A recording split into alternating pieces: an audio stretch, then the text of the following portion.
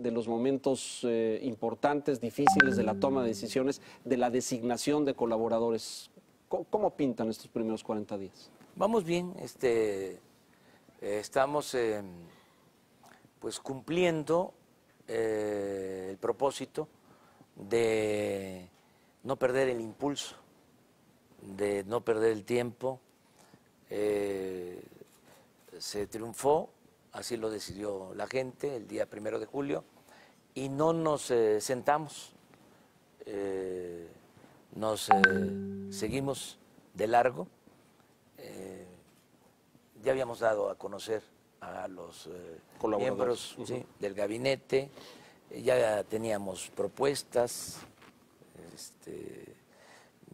presentamos nuestro plan de gobierno y nos metimos en el periodo de la transición a trabajar más sobre proyectos específicos, de modo que cuando tomamos posición, pues ya traíamos impulso y no lo hemos perdido. Sabemos muy bien qué se va a continuar haciendo, cuándo vamos a terminar de echar a andar el gobierno, porque estamos en eso. ¿Está hoy ya al 100% el gobierno? No, falta. Estamos pensando en 100 días. Yo creo que en 100 días ya se echó a andar el gobierno por completo, de modo que vienen todavía otras cosas. Lleva tiempo preparar acciones de gobierno, sobre todo cuando se buscan cambios, cuando se quieren enfrentar ¿sí? Claro. Vicios y significan retos y desafíos, pues lleva tiempo la implementación, ¿no? de las acciones. Claro, claro. Por ejemplo, nos falta, y eso es lo que esta semana vamos a iniciar, la dispersión de recursos para apoyo a la gente. De los programas sociales. De los programas sociales. El jueves vamos a estar en el Estado de México y se inicia el programa de jóvenes construyendo el futuro. Ya entregamos las primeras tarjetas, ya establecemos contactos, la comunicación entre lo que llamamos tutores, que son empresarios, comerciantes, dueños de talleres, con los jóvenes que se van a formar en empresas, en comercios, en talleres, jóvenes aprendices. Entonces, el ensamblar, el establecer esta comunicación y a partir de ahí que el joven ya empiece a recibir un apoyo mediante una tarjeta que puede ir a un banco y sacar lo que le corresponde, que son 3,600 pesos. Pues eso ya arranca el jueves a nivel nacional. Sí, el viernes voy a la montaña de Guerrero, a Tlapa, que es una de las zonas más pobres del país, y comenzamos el programa de apoyo, de pensión a personas con discapacidad. Vamos a entregar pensión a 1 millón de personas con discapacidad, sobre todo los pobres, y niñas y niños. Tengo la gran satisfacción, por anticipado, la dicha enorme de que todas las niñas y todos los niños con discapacidad o con capacidades diferentes van a tener una pensión mensual. Y esto lo comenzamos, lo iniciamos en la montaña de Guerrero el viernes. El sábado vamos a estar en Ayala y en Anenecuilco, porque este año se lo dedicamos al general Emiliano Zapata, al caudillo del sur, porque en este año se conmemora el asesinato, se recuerda el asesinato de los 100 años del asesinato del general Emiliano Zapata. Entonces, toda la papelería oficial va a llevar su nombre y vamos a hacer esto en Ayala y en su pueblo, en Anenecuilco, con la familia Zapata. Los descendientes del general. Con nietos y bisnietos. Y el domingo iniciamos en Valle de Chalco el programa de apoyo a adultos mayores, que significa ampliar al doble la pensión a los adultos mayores en Valle de Chalco. Y adelante, o sea, a partir de esta semana, pues ya vamos después con las becas para... O sea, toda la dispersión de programas sociales arranca ya Sí, a pleno. sí. Tenemos muchos temas, presidente, hay económicos, hay políticos, está el energético, está el de seguridad. Yo los convoco a todos, sean muy medidos y precisos en el uso de la palabra para darle oportunidad a que el presidente nos diga lo más posible. Empezamos por lo energético, ¿le parece la Sí. coyuntura que estamos viviendo, el tema del desabasto, esta estrategia de combate al crimen y al robo dentro de Pemex y dentro de las refinerías, pero también hacia afuera para revisar los ductos? Ha causado gran polémica y gran controversia. Se planeó poco, se planeó mal. Hoy en la mañana dijo que los medios lo habíamos inflado, presidente. Algo hay de eso, pero si no también, ¿qué informan ustedes? O sea, es su trabajo, ¿no? No. Es un asunto importante porque no se tocaba. No, exacto. Era algo que se sabía, pero Nadie hacía nada. no se hacía nada. Entonces decidimos entrarle y ya sabíamos, ¿no?, del asunto. Y las repercusiones, claro. Sí. En mi último libro yo hago mención a lo del llamado huachicol, o sea, de cómo el robo de combustible, como otros delitos, se cometen al amparo o con la protección de la autoridad. Lo menciono con mucha claridad en el libro. Entonces, desde que llegamos, empezamos pues a darle seguimiento, ¿no?, al problema. Hay algo muy interesante. Estaba como normalizada la situación, o estaba normalizado el robo. Había normalidad, ¿no?, económica, al grado de que se llevaba una estadística diaria. No había estadística diaria de homicidios. Pero sí del robo. Pero sí del robo de combustible. Sí de cuánto se robaban diariamente. Y pues se exponía, o esa información diariamente la daba a conocer Pemex, o sea, a los superiores. Entonces, cuando empezamos nosotros, yo planteo, vamos a ver qué sucede con dos delitos que nos sirvan de referentes, porque son delitos que tienen mucho que ver con la realidad, que no hay cifra negra: el homicidio y el robo de vehículo. Porque el robo, casa, habitación, el secuestro, pues son delitos que no se denuncian o no se denuncian por completo. El homicidio tiene que hacerse una investigación, tiene que abrirse una carpeta de investigación. El robo de vehículo es lo mismo. La mayor parte de los vehículos está asegurado, o si no hay seguro, al que le roban un vehículo va y presenta denuncia porque teme que vayan a usar su vehículo para cometer un ilícito. Entonces, esa es pues una experiencia que se tiene en eso. Y aparece también lo del robo de combustible. Entonces empezamos a ver desde el primer día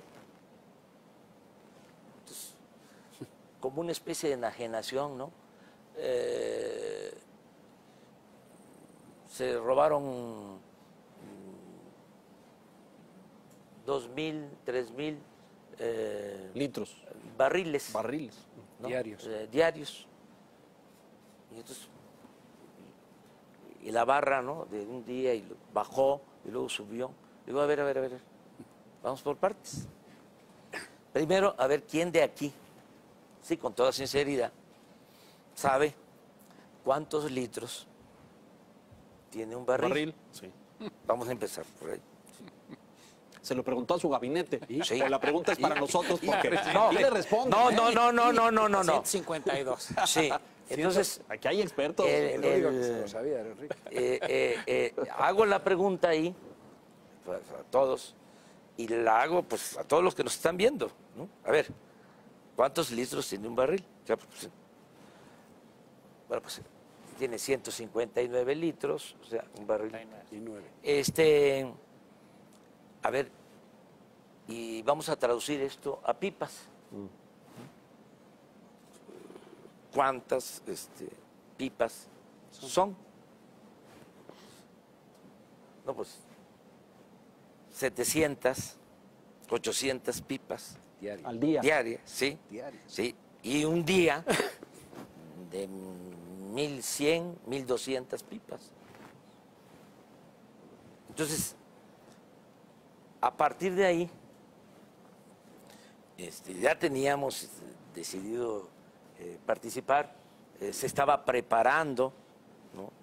Todo el plan, pero uno no puede estar viendo eso sin actuar.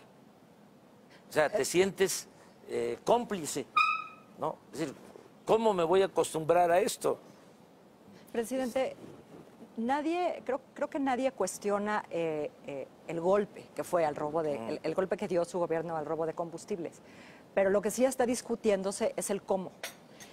Lo que han ustedes analizado hasta ahora, ¿cree que lo hicieron de la mejor manera? Sí. ¿Había otra vía? ¿Había otra solución? ¿Había manera de amortiguar un poco las consecuencias? No, fue la mejor forma y había que hacerlo. Nuestros adversarios cuestionan eso, ¿no? De que a lo mejor nos apresuramos. No, había que actuar. Y había que actuar porque había que dejar de manifiesto de que no se puede tolerar el robo. Punto. O sea, había que mandar este mensaje claro. Además, se hizo un plan para movilizar cerca de 4.000 elementos del ejército, para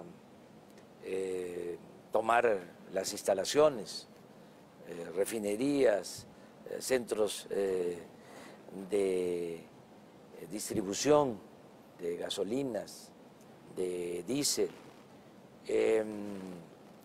un plan para el control del monitoreo, porque es increíble, existe todavía, nada más que ya no manejado por los mismos, todo un piso en la torre de Pemex Son para los ductos, ¿no? para monitorear los ductos. Tercer piso. El tercer piso.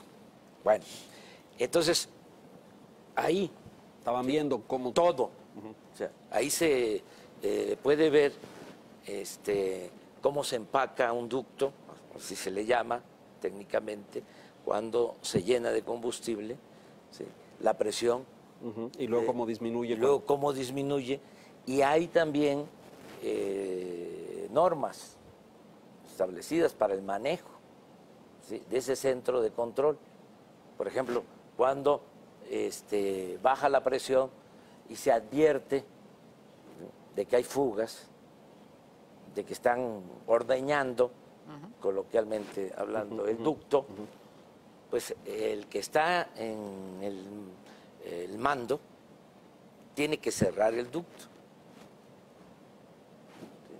O sea, que es Entonces, imposible hacerlo sin la colaboración de Ventura. Sí, entonces no se cerraba, Exacto, por eso, Se dejaba entonces abierto. se dejaba abierto. para facilitar el robo. Entonces, cuando vemos todo esto, pues, se acabó. O sea, cambio. O sea, ya no pueden ellos estar manejando esto y echamos a andar El operativo. el operativo. Presidente, Perdón. pero sin embargo, el efecto es que hay mucha gente ahora haciendo colas en las gasolineras. No con sus mucha, lo bidones. que pasa que... O por lo menos alguna. Sí. Son 12, 13 mil gasolineras o gasolinerías. Afectadas. No, en No, en la total. República. Total. Y hoy veía yo un periódico, ¿no? ¿Ve periódicos, presidente? Sí. ¿Todos? Todos, o sea, es Vamos, apunte aquí porque aquí le van a echar porras y dice cuál ve y todo. es mi ¿eh? obligación, es mi deber. Es- Leo O sea, no le pasan síntesis. No sigue el país por Veo. la televisión. Ah, No sigue el país por la televisión. Veo, estoy informado. Entonces, y le pongo más atención a unos que a otros. a lo que yo llamo la prensa fifí, con todo respeto. Porque Con todo respeto, porque caemos en esa, no, presidente. no, no, no, porque no, que- no, no, no, no, no, no, no, Para que no. nadie se sienta aludido. Que nadie esté pensando en nada.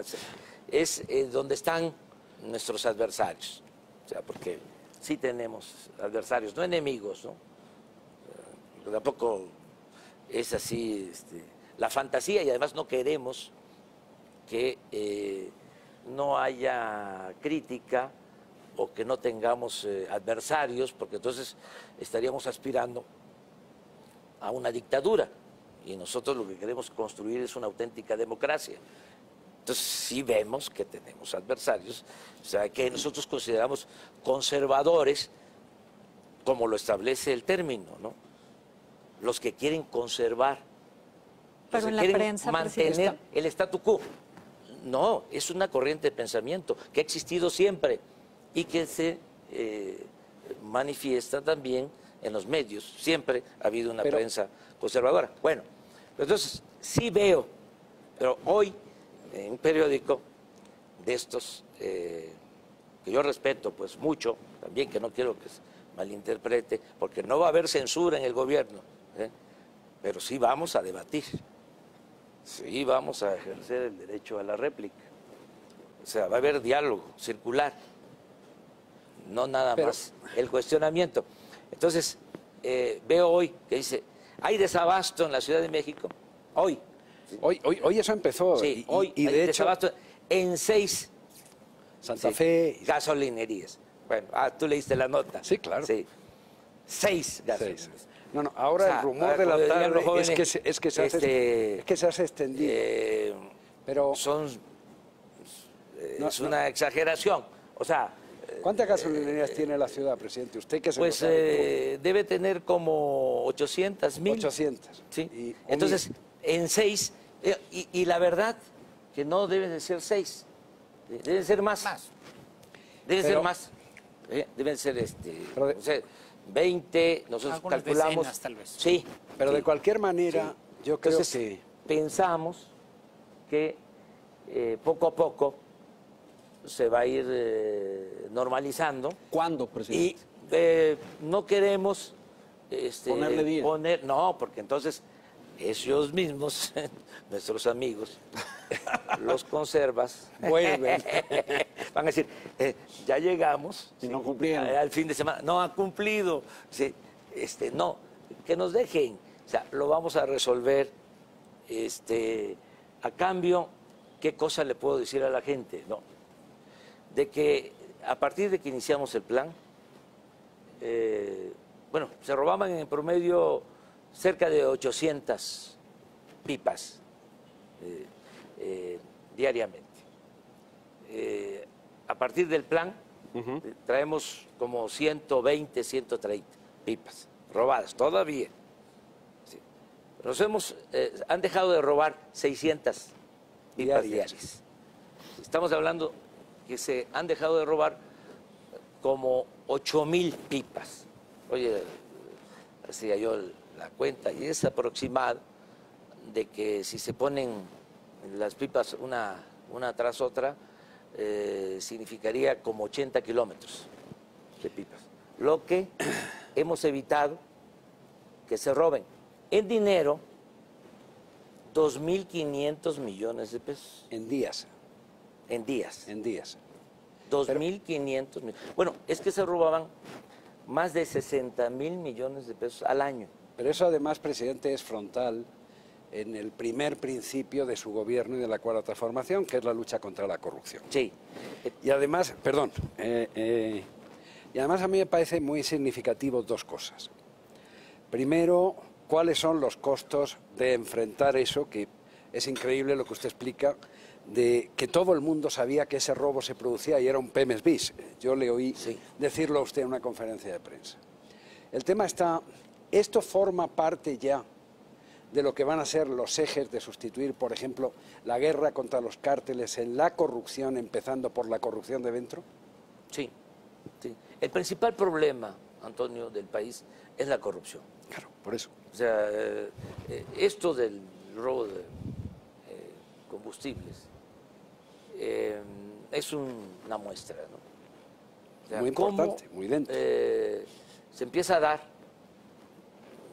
Yo tengo conocimiento de esto desde la época del presidente Fox y tengo conocimiento de que se tenía en el presupuesto, se daba por descontado y en aquel entonces me consta eran como 10.000, 12.000 millones y es muy interesante porque en ese entonces yo era jefe de gobierno de la ciudad y se repartía a los gobiernos estatales y también al gobierno del Distrito Federal todo aquello que significaba un excedente por precios. Sí, sí, correcto. De la sobreventa y del petróleo. De la subida de los precios, sí. Entonces se hacían las reuniones con gobernadores y Hacienda decía, toca tanto cada estado. les va a tocar esto.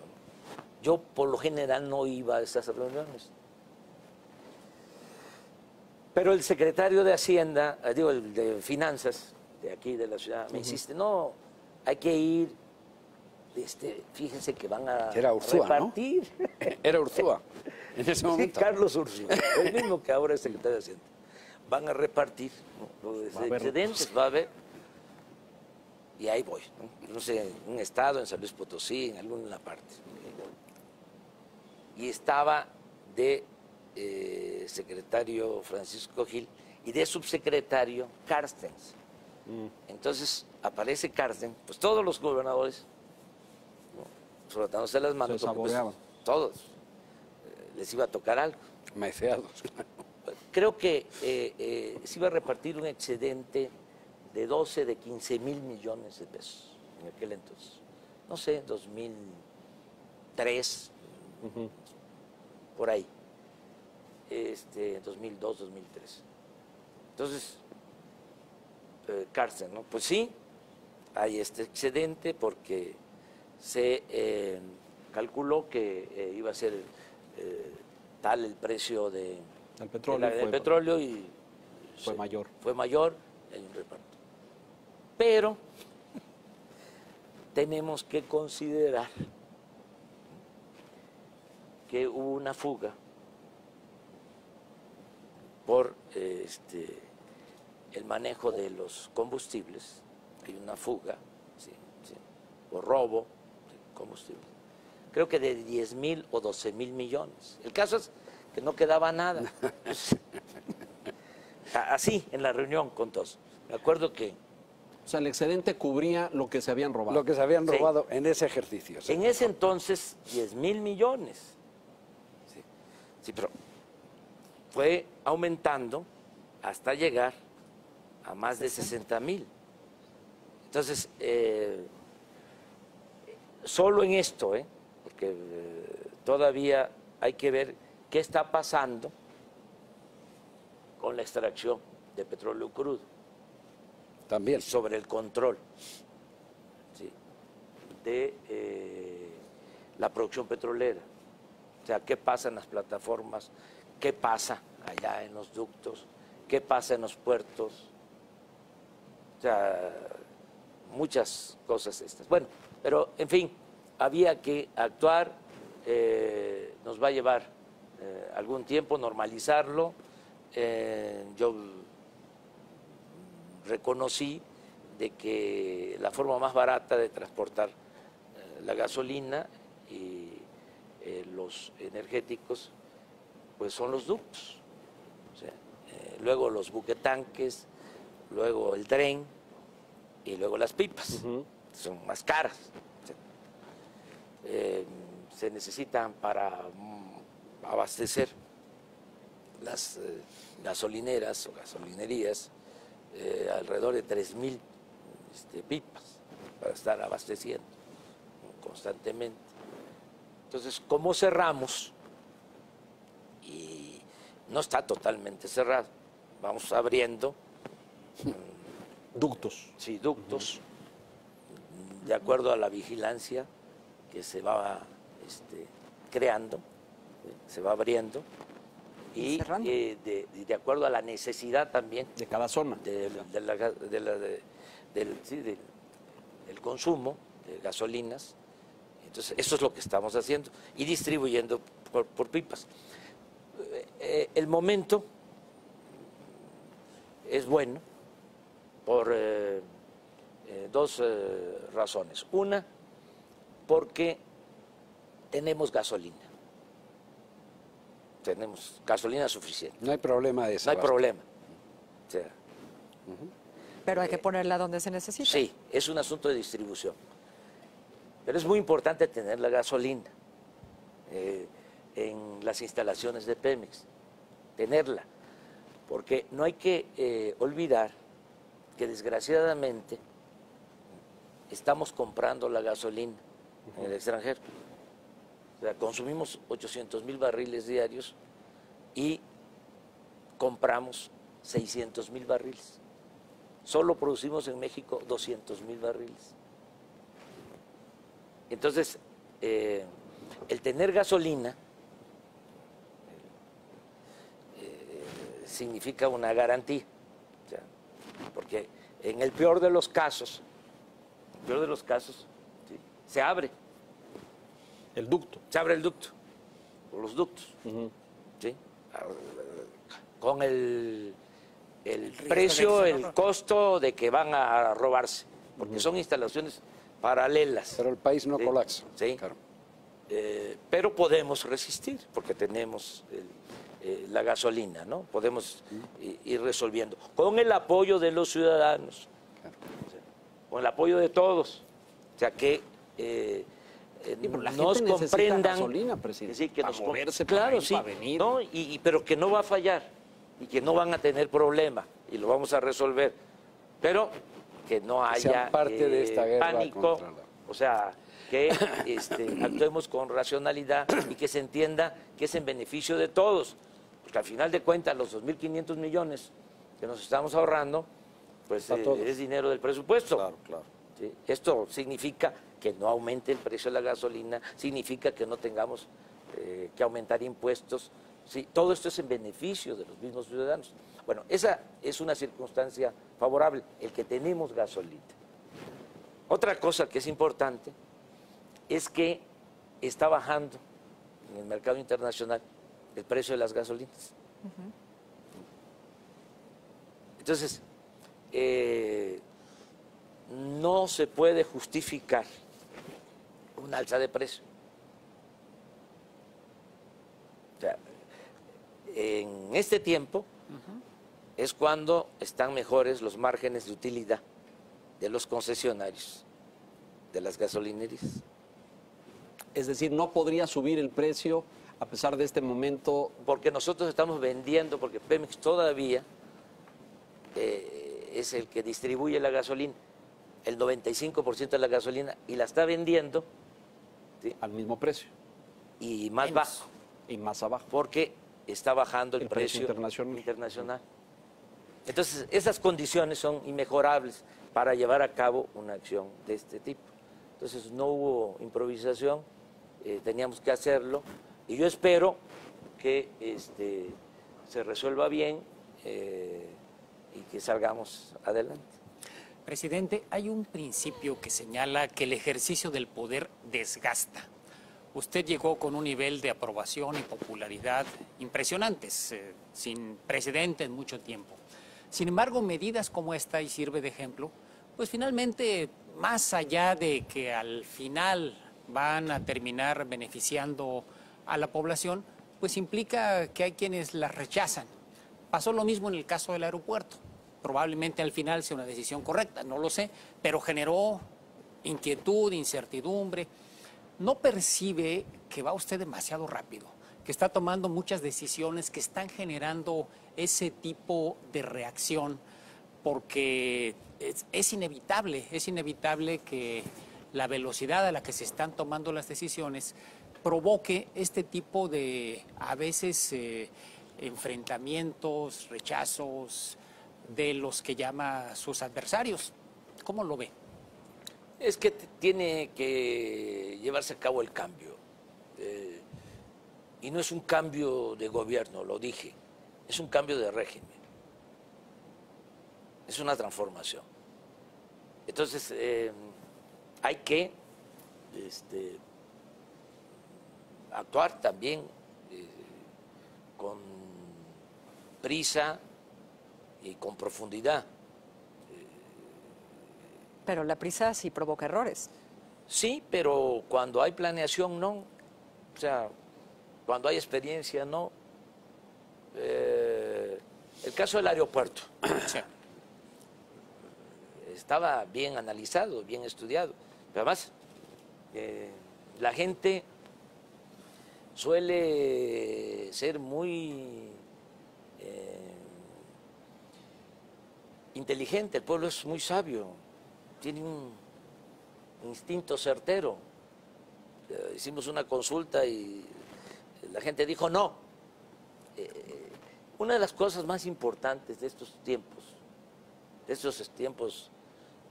extraordinarios que estamos viviendo, es el nivel de conciencia ciudadana. Nunca en la historia, ¿sí? Y esto lo podemos debatir, lo podemos reflexionar, nunca se había tenido un pueblo con tanta conciencia cívica como el pueblo de México, de nuestro tiempo. Es algo extraordinario. Como no se entiende eso, no se entiende que hubo un cambio de mentalidad, a veces nos equivocamos, ¿sí? Y seguimos pensando que es el mismo país, que no ha cambiado la realidad, pero no. Ahora la gente tiene mucho más conciencia de las cosas, participa más, es algo muy importante. Entonces, el caso del aeropuerto. ¿Sí? Nosotros teníamos cálculos, ¿sí? De que no era lo mejor para el país, o sea, por una serie de razones, de consideraciones, como también había quienes pensaban que eso era el mejor proyecto, incluso al interior del gobierno nuestro, habían posturas distintas, porque también eso es importante, la pluralidad, la diversidad, la libertad. El mejor gabinete que ha habido en la historia de México fue el gabinete del presidente Juárez, y se confrontaban entre ellos. Decía Comonfort que él podía resolver el problema de México con apretones de mano, y le contestaba a Ocampo que los problemas de México se podían resolver, pero con apretones de pescuezo. Entonces, había, ¿no?, esa diversidad, y el mejor gabinete, hombres que parecían gigantes, ¿no? ¿Por qué? presentaban su renuncia, ¿sí? Y decían no. Bueno, yo permito eso, ¿sí? Al interior del equipo, ¿sí? O sea, muy contrario de lo que se pueda pensar, que nadie se atreve, ¿no? A contradecirme, no. Sí, lo contradicen, presidente. Claro, y discutimos. Pero todavía y ninguno presenta su renuncia, por cierto. Y no, le o sea, quiere decir ¿y que le hay, convencen? que hay conciliación. Sí, hay ¿Le veces, convencen? ¿cómo no? ¿Hay algo ¿Cómo no? en lo que le Cuando, convencen? sí, cuando hay argumentos. Pero me tienen que convencer. Presidente, ¿y no le Este- preocupa estar afectando intereses tan profundos, tan grandes, que tienen Yo- que ver con la estructura del país, que va mucho más allá de pronunciamientos ideológicos, y no estamos hablando de intereses económicos, sociales, que son los que no querían el cambio del régimen? Pero Antonio, ya a nadie le conviene. Pues mantener el tigre no puede salir, sí. este es el régimen corrupto. Pero a nadie. O sea, ya es contraproducente para todos. Pero los corruptos, por ejemplo, los que tienen el negocio detectado y cortado hoy, durante estos días por su gobierno en el Huachecol. Por ejemplo, los temas que puedan estar implicados o que motivaron las dudas sobre la corrupción en el tema. Todos esos son intereses que están siendo afectados ahora. Sí, pero ellos tienen ya que aceptar que es otra realidad, que ya no se puede seguir saqueando al país. ¿Y usted lo va a permitir? Pienso que todos los seres humanos, ¿no? Tenemos capacidad para rectificar, ¿no? Yo creo en eso, ¿sí? Creo que una persona se comporta de una forma durante un tiempo y puede cambiar. Creo en eso. ¿Sí? Entonces, yo estoy llamando, incluso eso es lo más importante, el que no actuemos de manera coercitiva, que no solo sea, ¿sí?, por la aplicación de la ley, De la fuerza. sino que sea el convencimiento, el persuadir de que hace falta que entre todos logremos la transformación, que logremos el cambio. En el caso del aeropuerto, vamos a resolver el problema. ¿Le va a costar ¿Cuál es? mucho a México, presidente? No. Hay que pagar los bonos. No, pero de todas maneras nos vamos a ahorrar mucho dinero. O sea, yo estoy esperando, porque es todo un desafío, terminar el nuevo aeropuerto. O sea, lo vamos a terminar en 3 años. O sea, vamos a tener en 3 años 5 pistas. 5. Seguir con el aeropuerto de Texcoco iba a significar tener 2 pistas en el 24. Nos íbamos a pasar todo el sexenio construyendo, si nos iba bien. Estoy hablando de los planes oficiales de construcción. Para tener 2 pistas y para iniciar la operación de ese nuevo aeropuerto, íbamos a tener que cerrar el actual aeropuerto y también el aeropuerto de Santa Lucía. 2 aeropuertos para contar con 2 pistas. Bueno, en 3 años, sí, de manera muy general, porque nos llevaría mucho tiempo explicar otras razones y otros beneficios. Pero en 3 años vamos a tener 5 pistas, 2 aeropuertos. Vamos a resolver el problema de la saturación del actual aeropuerto y vamos a estar ahorrándonos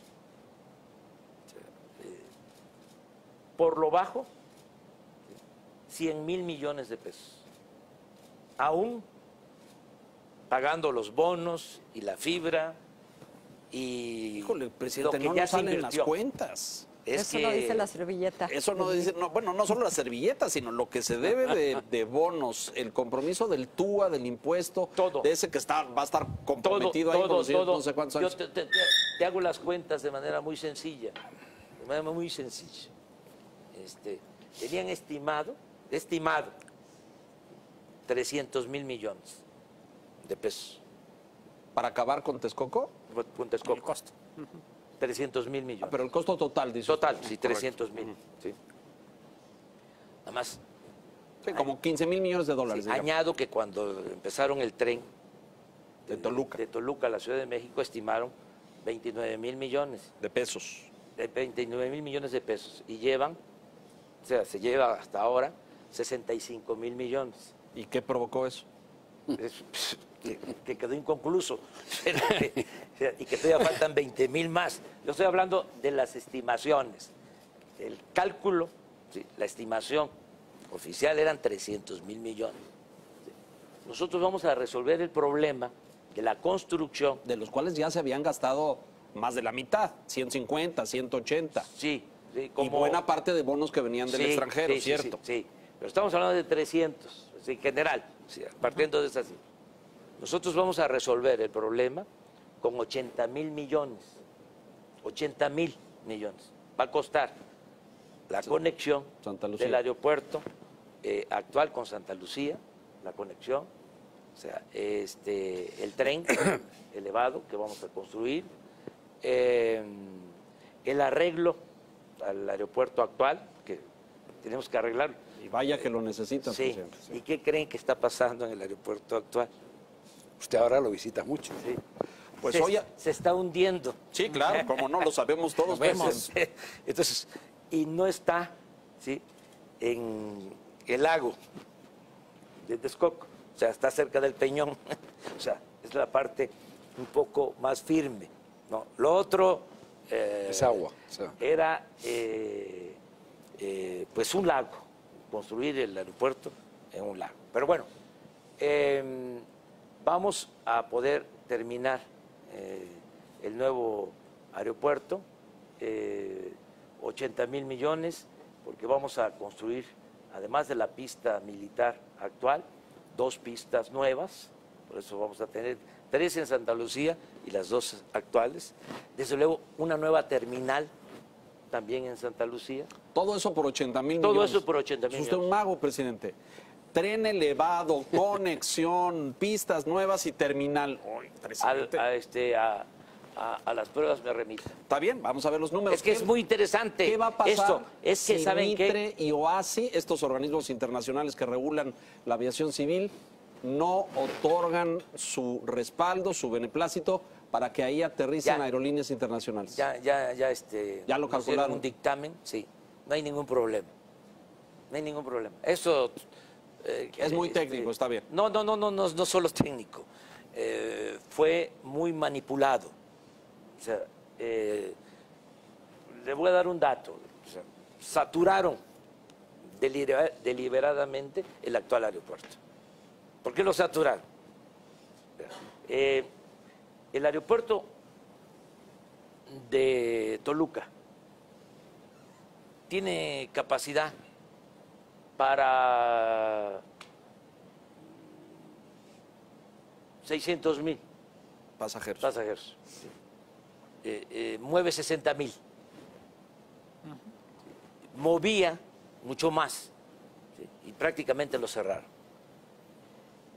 Porque querían justificar la construcción del aeropuerto en el lago de Texcoco. Pero bueno, esa es historia, ha generado mucha polémica. También la parte ecológica, por ejemplo, es increíble, ¿no? Así como la amnesia, o el no ver las cosas, ¿no? Empiezan a hacer el aeropuerto en Texcoco, ¿sí?, y no hay protestas de los ambientalistas. Oiga, Nada, o sea, nada. Y resulta que significaba, ¿sí?, desecar, ¿sí?, el lago que se fue construyendo, que se fue creando durante muchos años para que regresaran las aves, los patos. En Labor Carrillo. Exactamente. Había hasta la comisión del lago de Texcoco. Se invirtió muchísimo dinero para eso. Entonces, ¿dónde estaban los ambientalistas, los ecologistas? ¿Qué hubiese pasado? Eso sí, si la gente hubiese votado porque se continuara. La consulta ni se mete, presidente, porque la consulta fue... Si se continuara, si se hubiese continuado el aeropuerto en el lago, hasta me imaginaba yo la consigna, ¿no? AMLO no, patos sí. Oiga, presidente, pero ese dictamen de Mitre es importante porque no es público. No es Mitre, precisamente. O sea, son especialistas europeos que han dado opiniones de que no hay ningún problema. ¿Sí? No quiero yo meterme en eso, pero sí hubo falta de profesionalismo en la definición. Se nos va a acabar el tiempo y tenemos mucha agenda. Don Enrique, muchos temas. por favor. Presidente, hay una percepción allá afuera a propósito de que a usted no le gustan las críticas. Algunos lo consideran intolerante. Al presidente López Obrador le molesta que haya críticas. ¿Qué responde a ello? Que no, yo soy demócrata, ofrezco disculpa por hablar de mí, pero no soy autoritario, respeto el derecho a disentir, ¿sí? Incluso me siento muy bien con la polémica. Lo que pasa es que no dejo pasar ciertas cosas, porque tampoco puedo estar contestando todo, ¿no? Entonces, me gusta responder y me genera un poco de gozo, ¿no? A veces decirle, se nota. Decirle, dígalo, presidente. Por ejemplo, decir que mis adversarios son conservadores, ¿no? Con apariencia de liberales, es un gozo, ¿no? Porque cómo se presentan, ¿no? Pero usted quiere que... como liberales, ¿no? Como gente de avanzada, pues no, son muy conservadores. Progresistas. ¿Por qué conservadores? ¿Sí? Porque no quieren al final que haya cambios. Y hay conservadores de derecha y hay conservadores de izquierda. Sí, claro. Porque ahora sí que los extremos, ¿no? se tocan. ¿Sí? Hay gente en la izquierda extrema, o la extrema izquierda, que no está de acuerdo con nosotros, porque ellos, considero yo, con todo respeto, que quieren que se mantenga el mismo régimen. Parece una contradicción, ¿no? Pero es el mantener el mismo régimen de opresión, ¿sí? El no cambiar la realidad. Hay mucha gente que vive ¿sí? de administrar el fracaso, ¿sí? La tragedia. Entonces, pueden ser muy buenos para el análisis de la realidad, pero no se proponen transformar la realidad. O sea, no. O sea, entonces, eso se da en la derecha y se da en la izquierda. Nuestro planteamiento, o sea, por lo que hemos luchado todo el tiempo, es decir, sí, esta es una realidad de injusticias, de corrupción, pero la tenemos que transformar. O sea, no regodearnos, ¿sí? Con la tragedia. Por ejemplo, ahora, cuántos están apostando, no Al solo desabasto. de la derecha, sino de la izquierda, a que fracasemos. Se frotan las manos, ¿no? O decir, ¿ya vieron? Son lo mismo. ¿Sí? ¿Cuál cambio? Sí. Pero a usted le Pero gusta, se van a quedar con las ganas. ¿usted quiere que lo perciban como un presidente confrontativo? ¿No sería mejor que fuera empezar a ser percibido como un presidente más conciliador? Sí, tenemos que buscar la conciliación. O sea, el debate no significa odio. Sí. Yo no odio a nadie. O sea, yo soy feliz por eso. No tengo fobias. Pero luego en las mañanas se le ve muy enojado, presidente. No, y saca porque- el látigo y fustiga No, diestra y Leonardo, siniestra. puede ser la hora. Por ejemplo, viene... Puede ser la hora. Puede claro, ser la claro. hora. No, fíjate que estoy fresco, muy Sí, sí, fresco, no, se le- y como ahora. En la mañana me reía yo hoy vi en un programa de El Financiero de la conferencia de ayer o de antier, me preguntan sobre lo de Venezuela. Ah, sí, sí, sí. Sobre la Constitución. Me dio una El muchísima artículo risa. 88, ¿no? Sí, sí. ¿Por qué? Sí, no firmaron. Ajá, la A declaratoria. ver. ¿Qué dice la Constitución? A ver, el artículo 89, fracción décima. A ver, y pues ahí es un diálogo abierto, circular y todo. A ver, ¿quién tiene ahí la Constitución? A ver, ¿qué dice? ¿No? Bueno, pues que el titular del Ejecutivo tiene que guiarse en política exterior por los principios de no intervención, de autodeterminación de los pueblos. A ver, repite. No intervención, autodeterminación de los pueblos. Pues eso es lo que estamos haciendo. Entonces, pero no es Confrontativo. es pedagógico. O sea, la política tiene que ver mucho con la pedagogía. A veces un parece- dirigente tiene que comunicar, tiene que explicar, ¿sí? Tiene que convencer. Y si conmueve, pues mejor. Pero lo acaba de decir con toda claridad, presidente. A veces parece que usted está ahí en la cátedra, ¿no es cierto? Que usted está dictando cátedra cada mañana y da clases de derecho constitucional y de derecho internacional y de paso de algún tema energético y Bueno, de seguridad. imagínate. Usted dio clases, ¿no es cierto? Sí, pero imagínate, Leonardo, cuando es una exposición, ¿sí? Ante la crítica. O sea, ¿cuántos críticos, no? Hay de todo, ¿no? Hay Tengo, muchísimos. o sea, muchísimos. O sea, me llegué a convertir en un tiempo en una industria, ¿no? Bastante importante.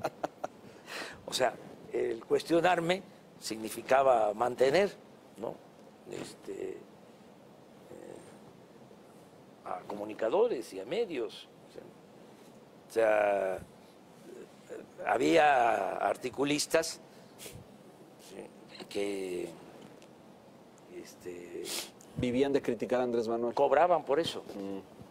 ¿Sí? O sea, no en la totalidad, no en exclusiva. Sí, pero Era un sí plus. estaba yo ahí en la agenda, ¿no? O sea, en el que había que hacer el cuestionamiento. Todo esto ha cambiado, todo esto es distinto. Entonces, pues es una voz, ¿no? Claro, ahora tiene Una más investidura, peso, claro. es la investidura. Yo procuro cuidarme, autolimitarme, me cuesta, ¿eh? O sea, me cuesta mucho. Casi no le creo eso, presidente, casi me no le cuesta, creo eso. me cuesta. Tengo a veces el corazón caliente y mantengo la cabeza fría. Me estoy autolimitando, estoy cambiando el lenguaje, ya no utilizo las mismas palabras, los mismos términos, los mismos conceptos. Hay palabras que ya no uso desde que soy Pero vaya que las presidente. renueva. ¿Eh? Pero vaya que las renueva. No, casi no, casi no. Muy Las- pocas.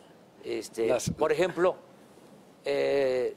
al hablar de conservador, me gusta más que Usted- hablar de oligarca.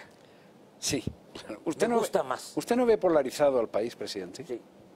Sí, es que sí existe Exacto. una polarización política ideológica. Ha existido toda la vida. Claro. ¿Sí?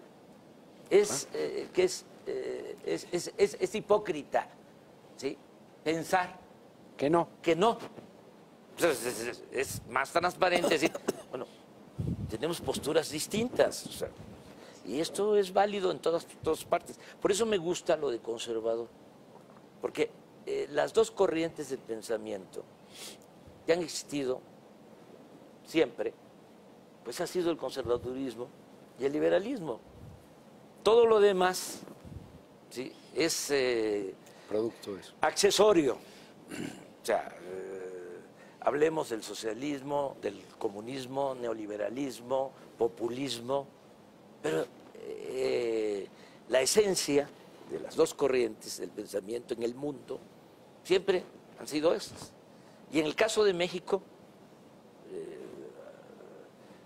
en toda la historia, siempre ha estado presente el pensamiento liberal y el pensamiento conservador. O sea, en los momentos de más crisis del conservadurismo, luego de la gran derrota de la intervención francesa, de la restauración de la República, de que el Partido Liberal Floreció. sale, sí, triunfante, se pensaba que ya no iba a renacer el movimiento y el Partido Conservador, y al poco tiempo, 34 años con Porfirio Díaz. Y Pero ahí se está Exacto. manifestando de manera más cruda, ¿no? Más violenta incluso. No creo, no, siempre, al contrario, María. Una de las cosas que debemos de reconocer y felicitarnos es que estamos llevando a cabo estos cambios sin violencia, o sea, sin violencia política. La independencia fue violenta, la reforma fue violenta, el movimiento revolucionario. No, yo me refería más a lo mismo. verbal, ¿no? A violencia verbal. Sí, pero no pasa de ahí, ¿no? O sea, es debate, hay además bastante reconciliación. O sea, yo lo noto en la calle, ¿sí? A lo mejor arriba, en la llamada clase política o en la sociedad política o entre nosotros, ¿no? Puede haber Una confrontación, sí, en el debate, en el análisis y todo, pero en la gente no, abajo no. La gente es muy respetuosa, muy tolerante, es un pueblo extraordinario y que quiere, en cambio, quiere la transformación por el camino de la concordia, o sea, de la unidad, de la paz, de la no violencia. Déjenos ir a temas puntuales, presidente, porque si no nos van a decir que se nos acaba el Se tiempo. acabó. Presupuesto y economía para el 2019 en adelante. ¿Cómo lo ve? ¿Cómo siente que salió el proceso y cómo percibe estos 40 días económicos y la perspectiva inmediata? ¿Se siente optimista? En diciembre usted dijo, confieso estar optimista, ¿lo sigue estando? Sí, sí. En lo económico estoy optimista. Tú eres especialista en eso, es tu trabajo, ¿sí? Y sabes que hay equilibrios. No ha habido problemas en la bolsa, No, hoy subió un montón. así, a pesar de que han tenido caídas considerables y alteraciones, vamos a decirlo, las bolsas del extranjero. La bolsa mexicana ha resistido. El peso, bien, no quiero echar las campanas al vuelo, pero de hecho fortalecido en los últimos 2 días. Sí, sí,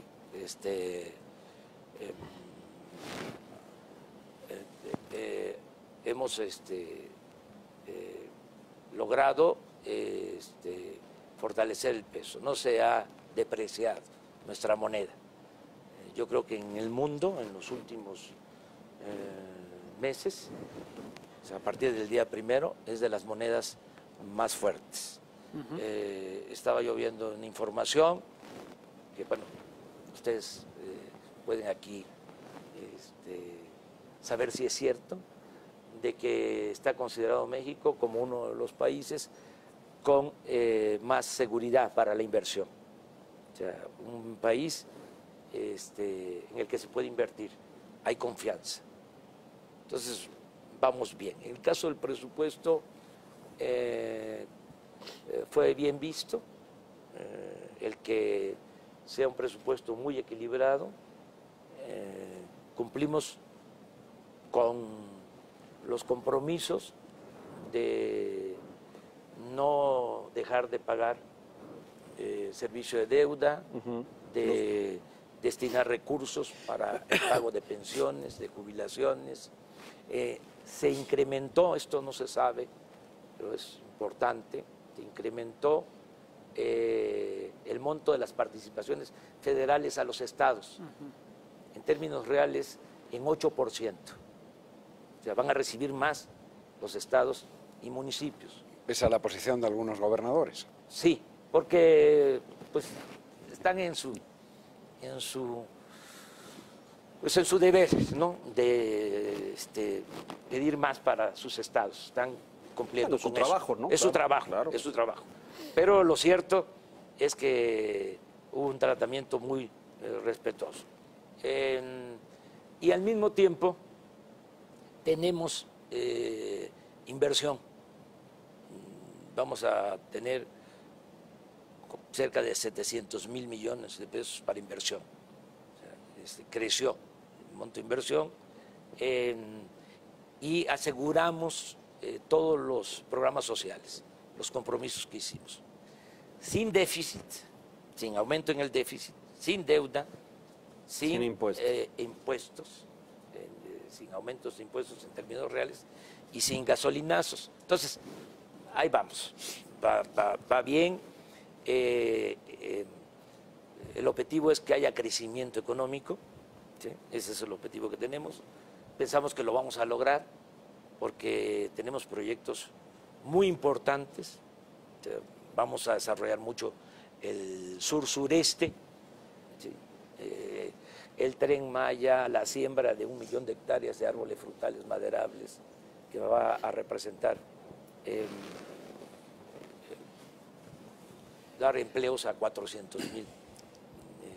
A ver, lo detengo ahí un momento, presidente, porque yo he escuchado y he visto análisis de muchos economistas que dicen que el énfasis se puso de forma muy significativa en lo social, en esta inversión social, en los programas sociales, y que la parte productiva o el presupuesto destinado a generar inversión, infraestructura, plazas de empleo, ese es mucho más reducido. No sé cómo están los porcentajes, pero creo que en lo social está como en 60% más o menos, ¿es correcto? Y en lo productivo a lo mejor un poquito menos. ¿Qué dice esto? La idea es... No, sí estamos destinando recursos como nunca a lo social. O sea, vamos a... Y menos a lo productivo. No, también. Lo que pasa que vamos a hacer una mezcla de recursos de inversión pública y de inversión privada para proyectos específicos que nos va a dar muy buenos resultados. La inversión pública para proyectos productivos va a ser básicamente capital semilla. Voy a poner un ejemplo. El Tren Maya. Muy polémico, por cierto, Sí, también, sí, presidente. Sí. Pues sí, 1.500 kilómetros de... Ahí tampoco hemos vías. visto a los ecologistas levantando Férreas. la voz, por cierto. No, pues es que no hay razón. Voy a explicar por qué. O sea, son 1.500 kilómetros, ¿no? Y la mitad de esos 1.500 kilómetros, 800 kilómetros, es la antigua vía ¿sí? del tren del sureste, que se construyó en los años 50 del siglo pasado. O sea, y hay Entonces, la mitad ya está trazada, digamos, sí, ya está ahí. Sí, hay un derecho de vía, no se afecta en lo más mínimo. Y de regreso de Cancún hacia Escárcega, los otros 1.700 kilómetros, vamos sobre el derecho de vía de la carretera y de la Comisión Federal de Electricidad. O sea, este tema de que se tumba selva, ¿eso es falso? No se va, ¿Nada? falso, ¿No se toca? Ni un árbol. Ni un árbol. Al contrario, vamos a sembrar, les decía, en el sureste 1 millón de hectáreas de árboles frutales y maderables. O sea, pues es una oposición que respetamos, pero que no tienen razón. Hay que enfrentar todo esto, o sea, además garantizar el derecho a la crítica y a la polémica. El no dejarnos sobre esto es a lo mejor lo que nos puede presentar como intolerantes, pero no, que haya críticas. Bueno, pero bueno, el tren, calculamos que son 180,000 millones De inversión. pero nosotros vamos con 50,000 millones, o sea, El gobierno. el gobierno. Correcto. Sí. ¿Y lo demás viene de? De iniciativa privada. Iniciativa privada. Nacional. Es una mezcla nacional y extranjera. Y aquí voy a decirles algo que es importante. Para crecer, esto lo sabe muy bien Enrique, y lo saben los economistas, y lo saben los especialistas, pues se requiere de inversión pública, pero también de inversión privada. Pero no solo de inversión privada nacional, se requiere de inversión privada extranjera, se necesita. Y hemos estado haciendo una labor importante de convencimiento, ¿sí? de acuerdo con el gobierno de Estados Unidos,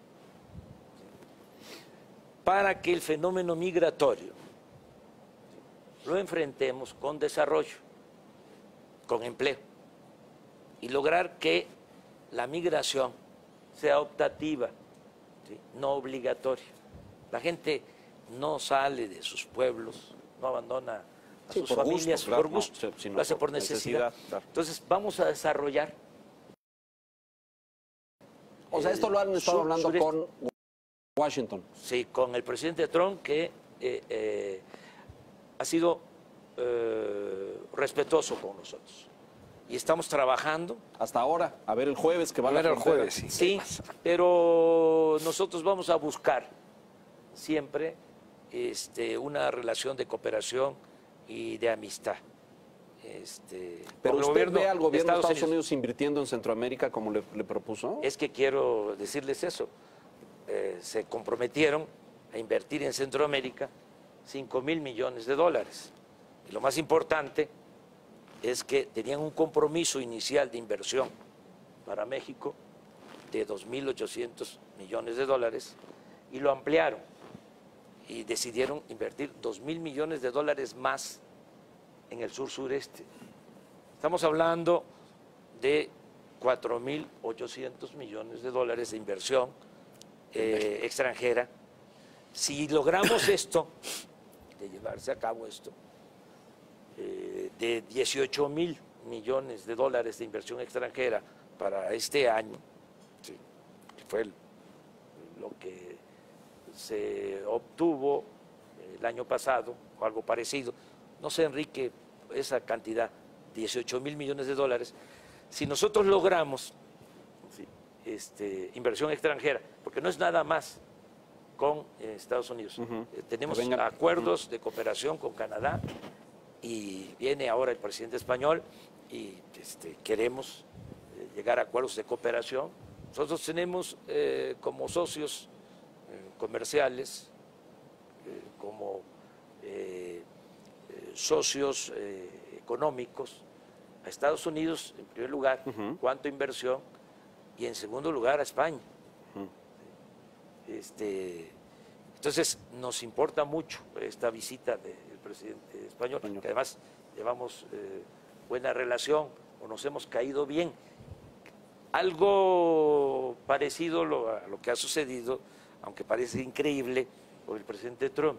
Él nos ha tratado de manera muy respetuosa y nosotros lo mismo, va a haber respeto mutuo, nos conviene. Entonces, a tu pregunta, ¿sí?, que si es poca la inversión en lo productivo, yo creo que esa inversión va a crecer y eso nos va a permitir que podamos crecer ahí, desarrollarnos. María. Perdón, presidente, pero le voy a cambiar el tema totalmente. Si yo tengo un desacuerdo hasta ahora con su gobierno es en el tema de la Guardia Nacional. Entonces quería preguntarle si su postura con respecto al mando en manos militares es inamovible o si se le puede convencer de eso. Pues yo creo que lo más conveniente es utilizar a una institución como el Ejército, con la experiencia del Ejército, para crear la Guardia Nacional. El Ejército mexicano es un ejército surgido del pueblo, es un ejército revolucionario, un ejército que se creó para enfrentar a Victoriano Huerta. Se creó en 1913, el nuevo ejército. Ha sido muy respetuoso de la autoridad civil. No es el ejército de otros países, es distinto. Ahora que me tocó decidir sobre quién iba a estar de general secretario, quién iba a ser el secretario de la Secretaría de la Defensa, vi los expedientes de todos los generales en activo y me llamó mucho la atención, hijos de campesinos, de obreros, de comerciantes, de mecánicos, de soldados. Es un ejército. Estoy hablando de los generales, altos mandos. los altos mandos. ¿Sí? Entonces, y yo tengo la convicción de que podemos darle un giro al ejército. ¿Un giro? Sí. De que no solo se ocupe de la seguridad nacional, de la seguridad interior, sino que nos ayude en la seguridad pública. Y esto es aprovechar experiencia, aprovechar recursos, aprovechar elementos. No se sabe que el presidente, el titular del Ejecutivo, cuenta solo con 20,000 efectivos para enfrentar el problema de la inseguridad y de la violencia, el grave problema de la inseguridad y de la violencia. Porque de acuerdo a la Constitución, el Ejército y la Marina no pueden hacer labores de seguridad pública. Entonces se creó la Policía Federal hace 20 años y ese proyecto fracasó. O sea, no es una policía capacitada, profesional, no se hizo un buen trabajo para tener una policía. Entonces ahora se cuenta con 20,000 elementos, son en total 40,000, pero la mitad está dedicada a otras funciones. No tienen instalaciones, no tienen cuarteles, van a misiones a los estados, se hospedan en hoteles. O sea, es hasta humillante para ellos, no para los elementos. Entonces, el ejército tiene 220,000 elementos. Es la institución con más infraestructura del gobierno federal. La Marina cuenta con 40,000 elementos. Si unimos estas fuerzas, pues en vez de tener 20,000, tendríamos 120, 150,000 elementos atendiendo el problema de la inseguridad pública, de la violencia. Es que la gente está en estado de indefensión, que ese es otro asunto también. Un día vamos a tratar a fondo. O sea, cómo se engañó a la gente. Es como lo del robo de combustible. O sea, porque México es de los países con menos policías por habitantes. No hay seguridad. Entonces, ¿qué es lo que estamos proponiendo con la Guardia? Pues crear 260 coordinaciones territoriales que donde vive la gente, ¿sí?, haya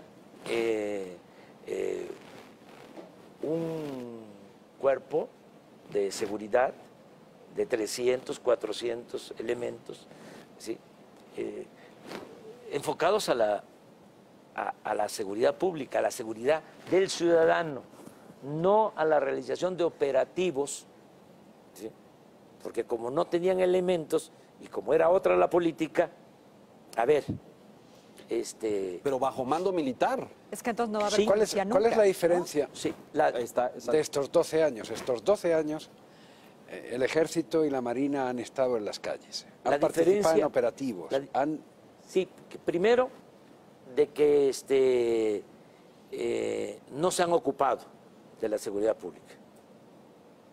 No se han ocupado de la seguridad pública. No, pero han combatido al crimen, presidente. Han por eso, combatido al por eso. cartel. Claro. Ahí vamos. Ahí vamos. O sea, el enfoque Claro. ha sido ese. ¿Sí? Yo les pregunto a ustedes, ¿sí?, ¿qué es lo más importante? Si hay que optar, que la política es optar entre inconvenientes. Pues a mí lo que me importa, ¿sí?, es seguridad. que no haya homicidios, que no haya robos, ¿sí?, que no haya secuestros. Entonces, si nos vamos a estrategias que nosotros no diseñamos o que no obedecen a nuestra realidad, sí, pues entonces vamos a estar en lo espectacular. Sí, ya agarramos a un jefe, ahora agarramos a otro, nos especializamos en eso. ¿Y la seguridad pública qué? O sea, ese es el tema. Pues, Eso explica, presidente, que desde que usted ganó las elecciones ha habido un cambio en el discurso. Ya no es la lucha contra el crimen y los cárteles. Se ha rescatado el concepto de la seguridad versus operativos. ¿Eso es? Sí. Por eso usted jamás ha vuelto a hablar de la lucha, no por la seguridad, que eso lo ha dicho desde siempre. Es más, anunció que usted se haría cargo personalmente de eso y lo estoy haciendo, pero en el enfoque de seguridad pública. Exacto. O sea, no es decir, lucha contra el crimen, sí, seguridad, los cárteles. De la gente. Y la otra cuestión que es importante, o sea, y otras más, pero bueno, el trabajar de manera coordinada. ¿Qué hacían? Defensa Pues, Marina y la sí, nueva corporación sí, o la policía. Sí, Ajá. sí. O sea, trabajaba por su cuenta la Marina, equipos especializados, ¿sí?, para enfrentar al crimen organizado. El Ejército hacía lo propio, la Policía Federal lo mismo. Eso ya no. Ya es una coordinación. O sea, todos los días, desde las 6 de la mañana, está conmigo el secretario de la Defensa, el secretario de Marina, la secretaria de Gobernación, el secretario de Seguridad Pública. O sea, ese es un cambio. Otro cambio importante, el que todos los días se tenga esta reunión de gabinete. Les decía de que había información sobre el robo de combustible, pero no de homicidios y de delitos cometidos al día.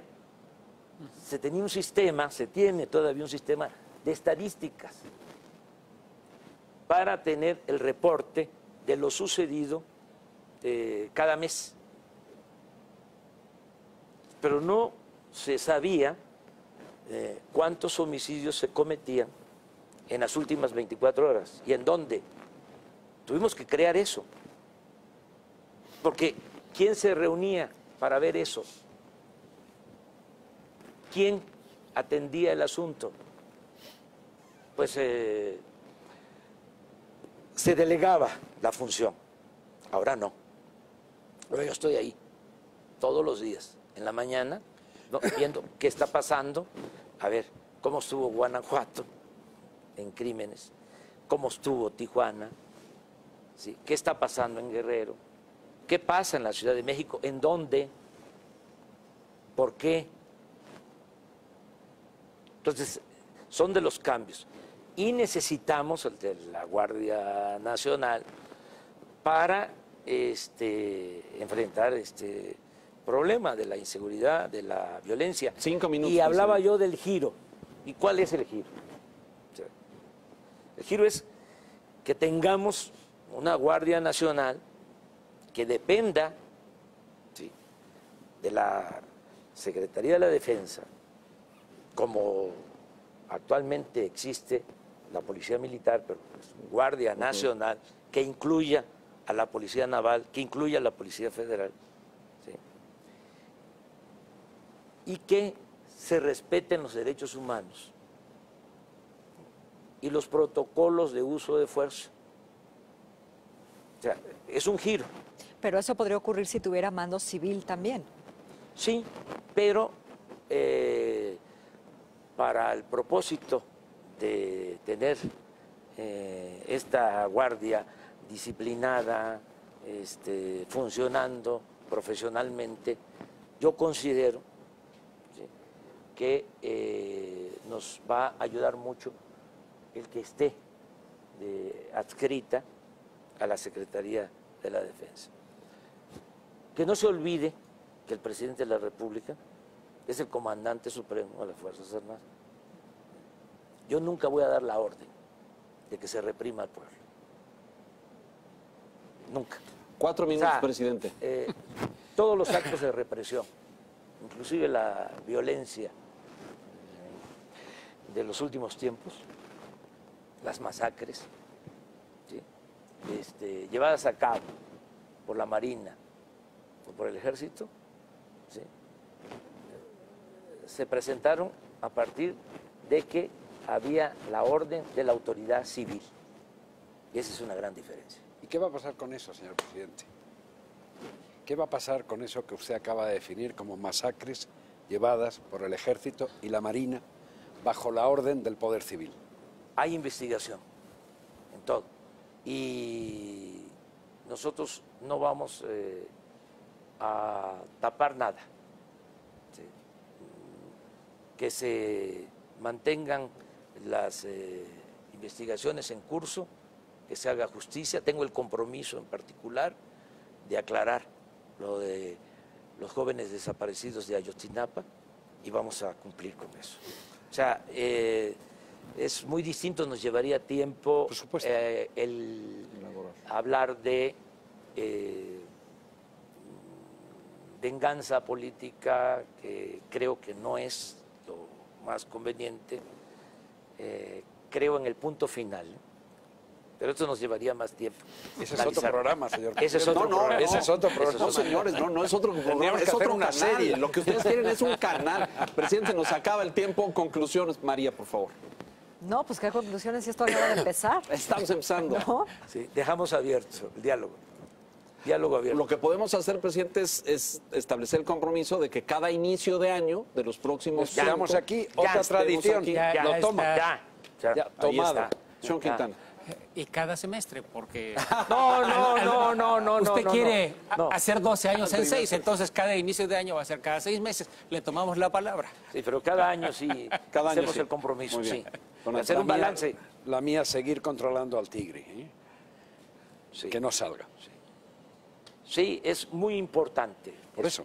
O sea, que la gente tenga fe, que tenga esperanza, que podemos lograr los cambios sin violencia, Eso por es. la vía pacífica, por el camino de la concordia. Bienvenido, presidente, nuevamente. Muchas gracias a ustedes. Muchas Gracias por estar aquí, gracias por este espacio de diálogo, de poder confrontar puntos y de conversar.